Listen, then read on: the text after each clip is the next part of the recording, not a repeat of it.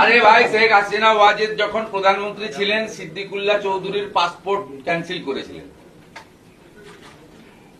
হাসান ইমরান যিনি রাজ্যসভায় গেছিলেন, তার যে সিমি যোগ সেটা বাংলাদেশ রিলেটেড। এই তথাকথিত বাবরি মসজিদের শিলান্যাসের আগে, নতুন দল গঠনের আগে 7 দিন বাংলাদেশে কাটিয়েছেন হুমায়ুন কবির।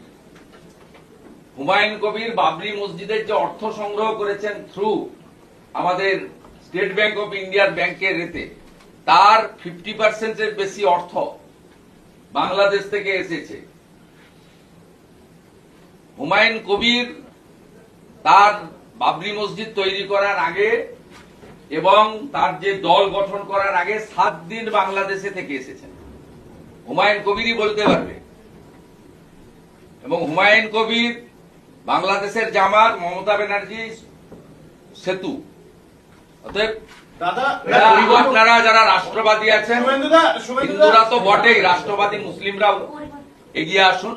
এটা দেশের সুরক্ষার প্রশ্ন, বাংলার সুরক্ষা।